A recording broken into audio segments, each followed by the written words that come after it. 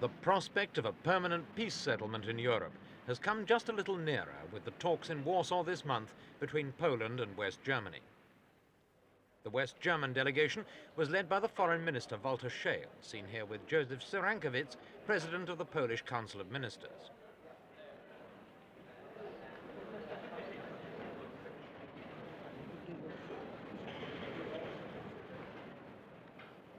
The purpose of the talks was to pave the way for a normalization of relations between the two wartime enemies. They follow hard on the heels of West Germany's non-aggression pact with the Soviet Union.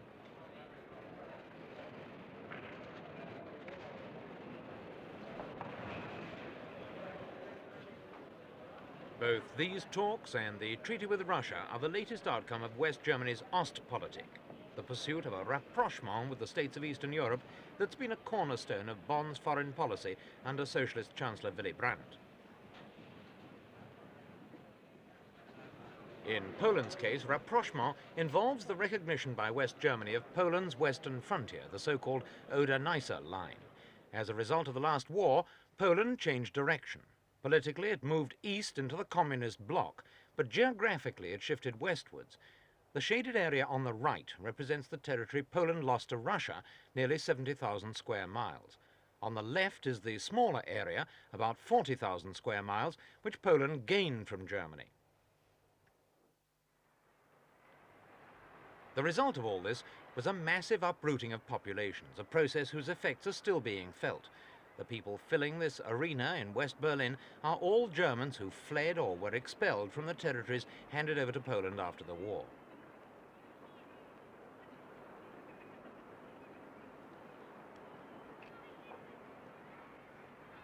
Under the terms of the Potsdam Agreement, some 3 million Germans were transferred across the Oder-Neisse line and resettled in the British and Soviet zones of occupation in Germany.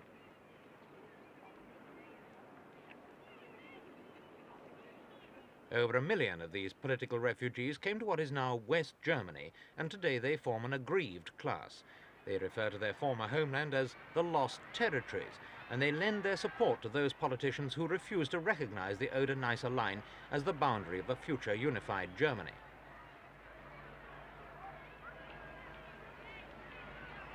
One such politician is Franz Josef Strauß, the right-wing finance minister in the last government. Ich darf hier als einer, der im Jahre 1949 damals als Mitglied des ersten Bundestages. At this rally in Bonn, over 50,000 people heard Strauss castigate Willy Brandt and his Eastern policy, which he said was an abandonment of Konrad Adenauer's principle of seeking an understanding with the Russians without making suicidal concessions. It was a typically hard-hitting speech by Strauss, the kind that's earned him a reputation in Eastern Europe as the chief German revanchist.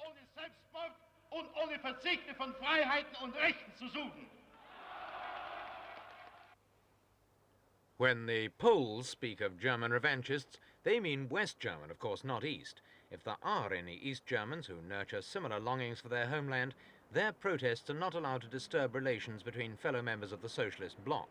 The East German regime recognized the Oder-Neisse line over 20 years ago with an agreement signed here at the Polish border town of Zgorzelec.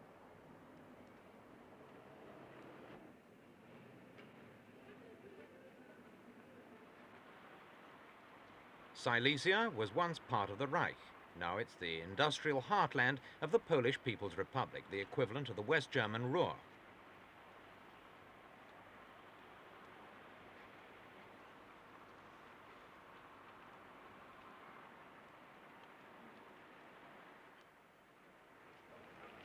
Poland received this area in 2 installments. Upper Silesia was returned after the First World War, Lower Silesia after the Second.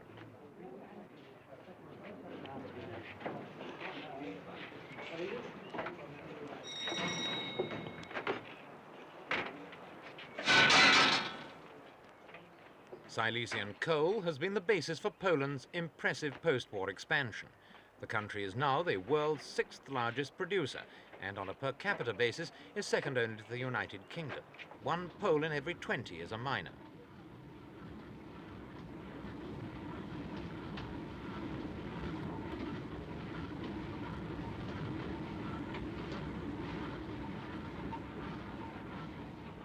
Apart from providing fuel for the nation's developing industries, coal has earned valuable hard currency in export markets.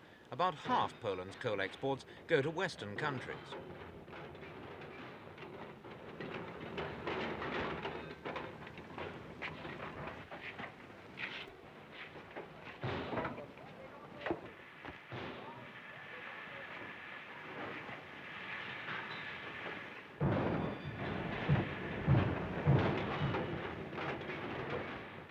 Over the past 20 years, the state has invested huge sums in mining machinery.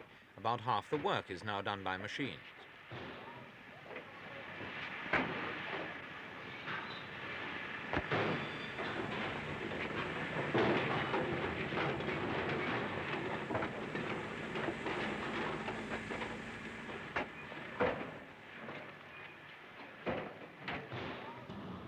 Like most of Poland, the Western territories suffered terribly during the war. More than 75% of their industry was destroyed.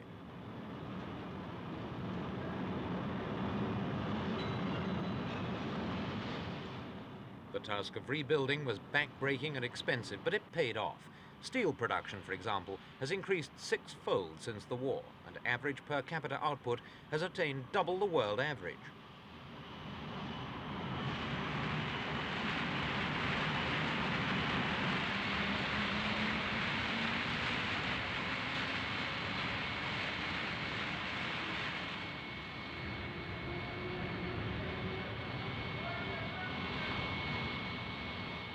According to Polish statistics, there were over 9,000 industrial plants in the so-called recovered territories, and nearly 7,000 of them were either destroyed or badly damaged. The Poles also claim that under German rule, the territories had accounted for only 7% of the national industrial output, compared with the 22% which they now provide for Poland.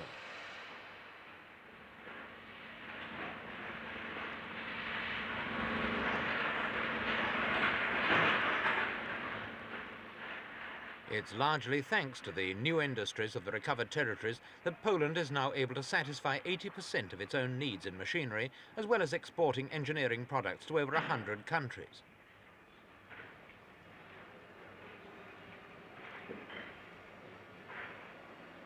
In the north, Poland's redrawn frontiers gave it 4 times as much coastline on the Baltic as it had before the war, and made it for the first time in its history an important maritime power. What was once the struggling German port of Stettin is now prosperous Szczecin, largest port on the Baltic, handling over 11 million tons of cargo a year.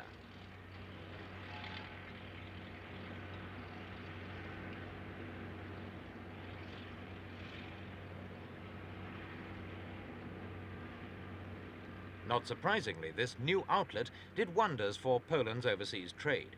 From 1950 to 1965, foreign trade increased nearly 4-fold.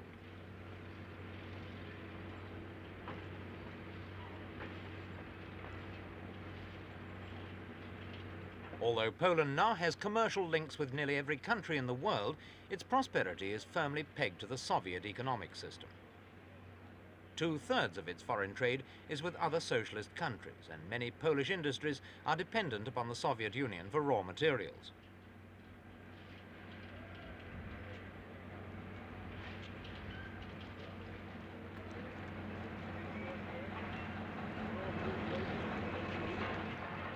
Poland's reputation as a maritime nation does not depend on Szczecin alone.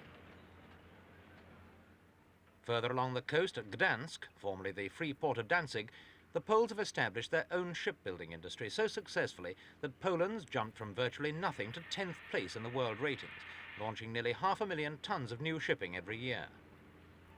Most of it goes to the Soviet Union.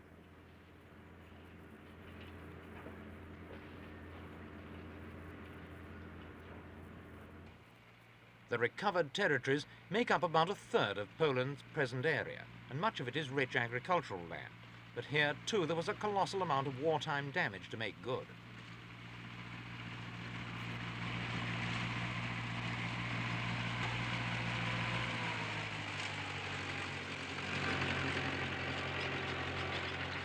After the war, Polish farming was under tremendous pressure to get back into production as quickly as possible, and this was especially so in the recovered territories. In many parts of the territories, for example, the first year's harvest was sown by the troops who'd been sent in to guard the new frontiers, so that not even one crop should be lost.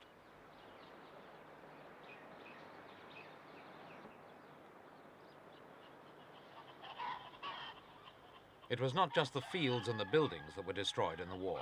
Farm animals, too, perished in millions, and the stock had to be replenished from other parts of Poland.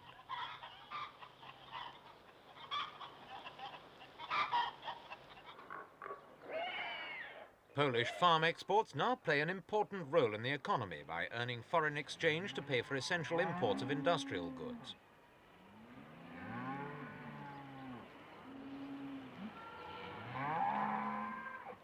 After the war, there were nationwide land reforms which gave land to over 1 million peasant families. Attempts at collectivization followed, but these were unsuccessful and were eventually abandoned. The result is that something like 85% of the land is in private hands.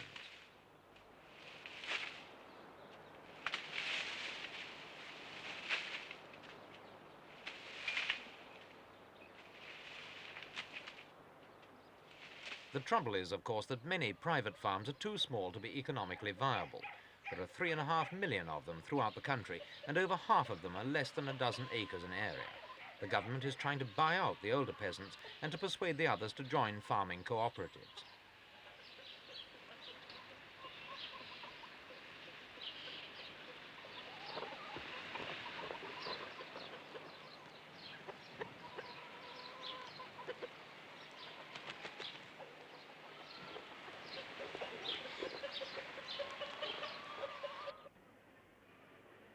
The largest town in the recovered territories is Wrocław, once the German town of Breslau.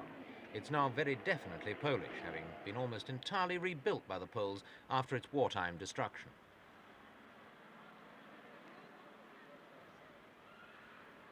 It's in the towns that one realizes that the most important product of the recovered territories is people. In their eagerness to resettle these lands, the Poles established a birth rate which is unprecedented in the demographic history of Europe. More than 5 million children have been born in the territory since 1945. Even as early as 1950, the population was increasing at a real rate of 29 per thousand, compared to the Polish national average of 19 per thousand. That rate has slackened in recent years, but it's expected to pick up again over the next decade as the products of the first baby boom come of reproductive age.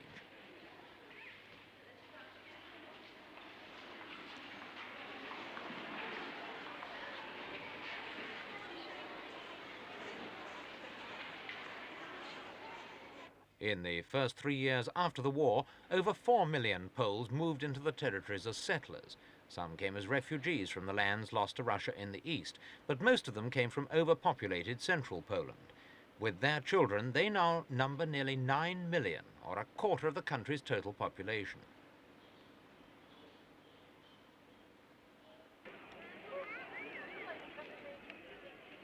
For the Poles, therefore, there can be no further question of German claims to ownership. The very fact that they speak of the recovered territories shows their conviction that what they received at Potsdam was not a compensatory handout, but the restitution of lands rightfully and historically theirs. Having devoted so much time, money and effort into reconstructing them, they're not prepared even to think of giving them up.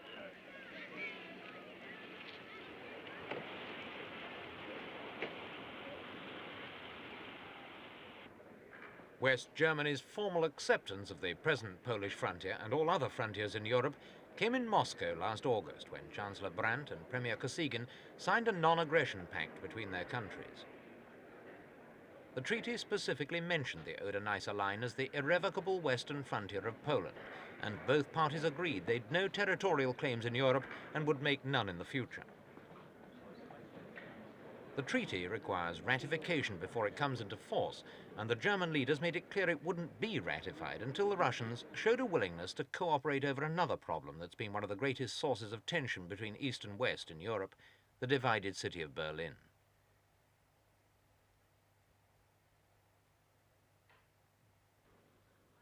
For a generation, Berlin's been the symbol of a divided Germany and a divided Europe.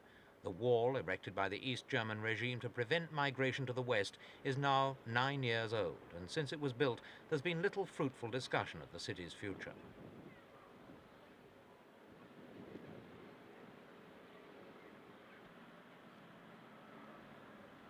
Officially, Berlin is still under the rule of the four Allied powers who divided the city between them after Germany's defeat in 1945.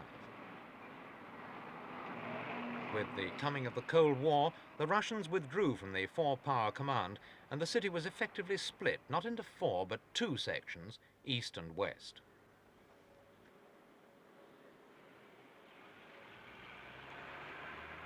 East Berlin, of course, became the capital of the German Democratic Republic, but the western half of the city found itself cut off from the Federal Republic by over 100 miles of alien territory.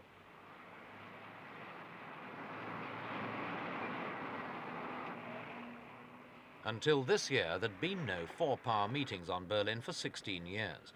But now the ambassadors of Britain, France, the United States and the Soviet Union are meeting once again in the former Allied Control Building. The main subjects for discussion are Western access rights and freedom of travel for Berliners between the two halves of the city.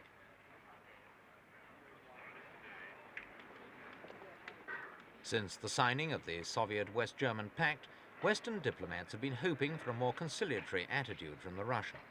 But in spite of the goodwill generated by the pact, it doesn't look as if there'll be any automatic concessions. Any progress the Western powers make will have to be paid for in concessions to the communists.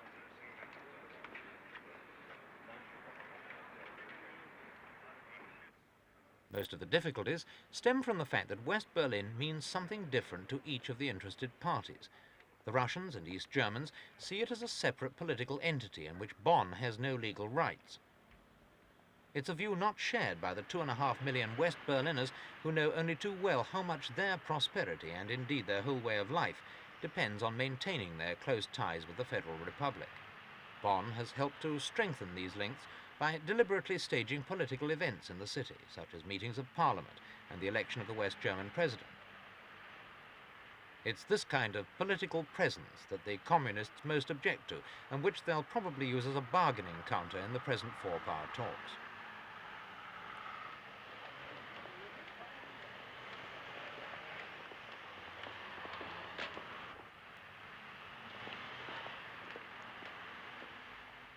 After Chancellor Brandt, the man most concerned with West Berlin's future as the governing mayor, Klaus Schutz, he worked closely with Brandt when the latter was foreign minister under Kiesinger and played an important role in getting this year's four-power talks started.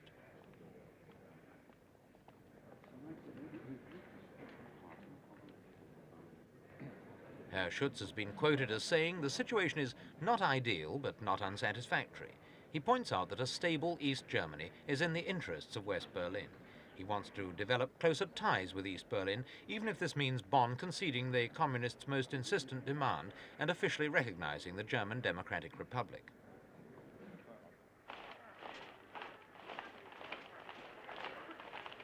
Russian soldiers marched through West Berlin, but this is not an exercise in Soviet brinkmanship. Paradoxically, the Soviet War Memorial is in the American sector. The Russians erected it hastily in 1945, before the boundaries of the occupation zones had been finally drawn. Under the four-power agreements, they're allowed access to it whenever they wish, and it's a right they fully exercise.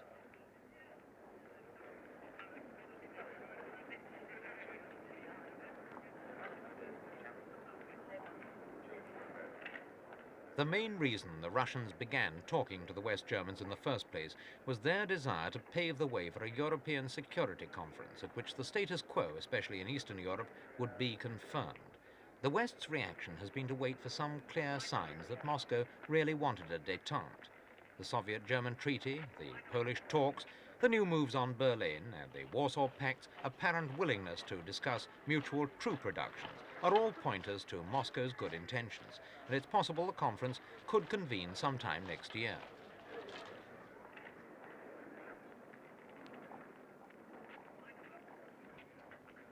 It's now a quarter of a century since World War II ended, but certain memories still live on. Here at Auschwitz, the Poles have preserved the remnants of the infamous Nazi concentration camp as a constant reminder of the suffering their country endured at the hands of the Nazis.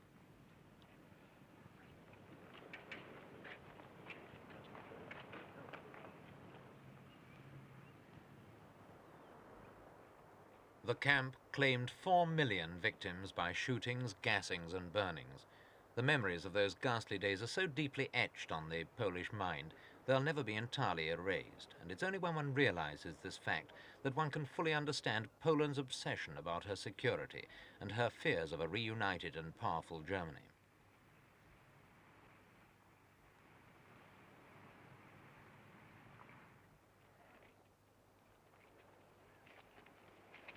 In the 25 years since the war, no German minister had ever visited Auschwitz. Herr Scheel was the first. With bowed head and grave face, he strode through the camp, uttering scarcely a word. When it was over, he said, "It's impossible to imagine what the perpetrators of these crimes have to answer for."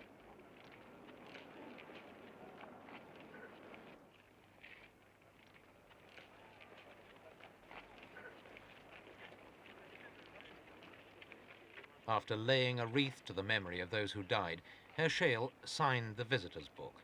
In it he wrote, "In the face of these horrors, this inhumanity, our task is to maintain the highest human values, dignity of man and peace between men." If Germany and Poland can learn to trust each other after all that's happened between them, there's no problem in Europe too difficult to solve.